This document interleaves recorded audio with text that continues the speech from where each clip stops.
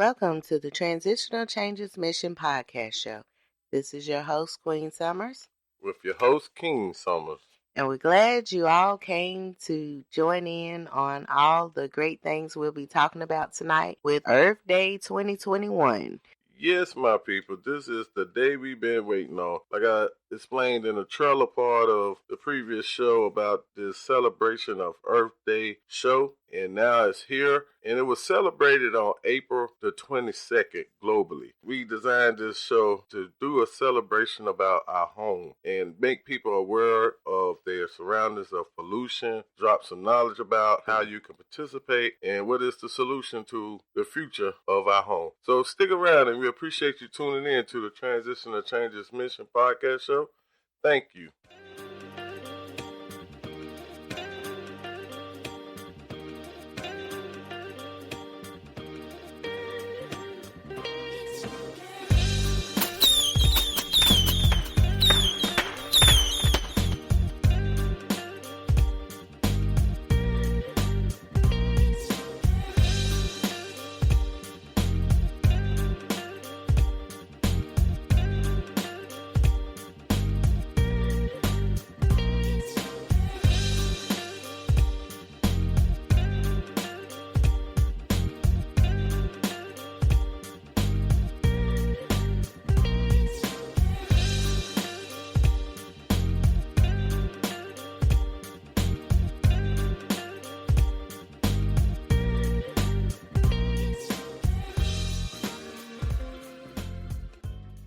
Welcome back to the Transitional Changes Mission Podcast Show with your host, King Summers. And your host, Queen Summers.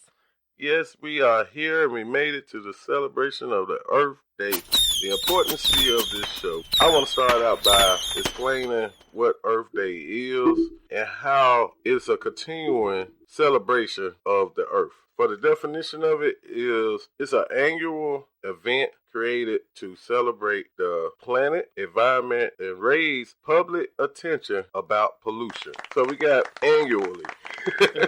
Annually, you can celebrate this holiday all over the world. Right. Every day. And this Earth Day marked the 51st anniversary of this holiday. Now, typically, Earth Day is assigned to a different theme or area of focus each year. And this year's theme was Restore Our Earth. The aim of our show and this message is to initiate climate action where everyone has a role to play, because we're all residents of this amazing land, no matter the location. If humanity is collectively engaged in ecosystem restoration, it makes our lives meaningful, and it just might save us from the worst possible outcomes of climate change. We need to understand that ecological restoration is not a competition. It is a collaborative effort by everyone that benefits everyone. The time has come for all of us to learn to live simply with just exactly what is needed. We are not consumers. We are human beings. Yes, we are. And we have this beautiful planet to live on. And that's what Earth Day is about, the celebration of the planet Earth.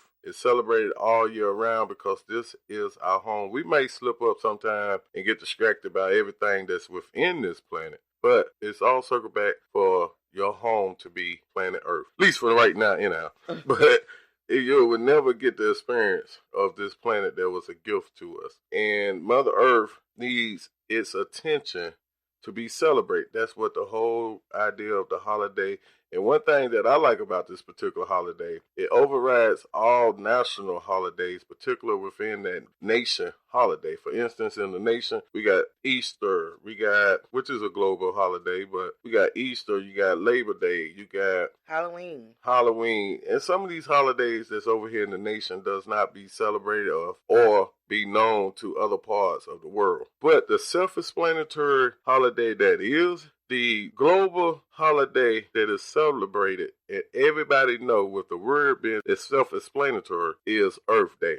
And there is only one life, and the only time is now. The only way to have wealth is to share wealth. Otherwise, it really isn't wealth. It is just stuff. Wealth is not vast amounts of numbers in a vault or vast amounts of things or power over others. Wealth is having time to think and do what needs to be done and the freedom to do it. Wealth is the ability to seek consciousness and to do and say what you know is right. Now, 2 centuries ago, 70% of the land in Rhode Island had been cleared of the deciduous forest that once covered it almost completely. The primeval forest had been transformed into agricultural land by the original white settlers during the late 19th century. However, the less productive farms were abandoned and trees returned so rapidly that less than 30% of the state remains cleared today. And that just goes to show us that nature provided the mechanisms for spontaneous step-by-step restoration of the original ecosystem. Yes, it is. And one thing I like to get into is keep continuing this celebration of Earth Day and how you can do that and what does it mean to do that. Now, the holiday itself is particularly different than a lot of other holidays. I already established that, but let me go into a detail a little bit more. This holiday mainly and mostly is a participation holiday. Other than you open up gifts or firing fireworks on that one particular day, that's why it's explained that Earth Day can be annually celebrated, because it takes the participation of you doing something towards the cleanup of the earth, or even just being aware of your surroundings of anything that is being polluted. Even litter that's going on the ground, plenty masses are going on the ground. It takes the participation. If the city trash company left behind some debris of trash on the street that is not on your property, or when you see somebody throw out a McDonald's bag and you walk past it, it takes the participation for you to bend down and pick that up. Now, one thing with the times has changed, we ask and we pray that everybody do participation in a safe manner. Meaning that I'm not just saying bend down and pick up something, especially these times with all this bacteria going out. Put some latex gloves on, cover yourself, do it in a safe manner. And now some of the things that you can do in participation is not just labor of picking up litter and things like that. Like I stated, you can do some form of meditation. That's one of my favorite ones. I mean, to become one in a safe environment, to be able to sit down on the grass and meditate. On a clear day, you hear the birds chirping, you can end up hearing the earth turn. All kind of spectacular things can happen by you learning how to get in tune with the Mother Earth of natural things that's around you. Touching a tree, planting a tree, meditating on the grass. All kind of easy ways to do participation in this awareness of the pollution, or how you can participate within helping Mother Earth be the cleanest home ever. Restoration takes resources. Organizations driving activities on the ground are often underfunded and face financial insecurity. While the benefits of restoration far outweigh the costs, it can only happen with long-term financing. Governments, international leaders, development agencies, the private sector, and individuals will have to ramp up their support. With social distancing still in place for many of us this April, Earth Day has gone digital. Of course, social distancing doesn't mean that you can't go outside and enjoy nature, as long as you do so, like King Summer said, responsibly. Nature is not canceled. The more successful the sharing of knowledge, the better we are at choosing simple but elegant choices, and the better the outcome we will achieve. I'm going to continue to give my examples of why I love Earth Day. One of the reasons that, like I said, it's not connected to a geographic nation. Another reason is it's really not connected to any religion basis. And that is very important. That is something that turned to be very unique to me about Earth Day. Like I said, it's global. It really ain't got no connection to religions. And when you go in depth to think why it does not have that, the Earth was here before all of us. Every living being on this planet. It's unknown factors, or even scientists got great technology out trying to figure out how long this planet been here. They even going as far, when did the human species come about? So the Earth been here before us, and it's going to be here after us.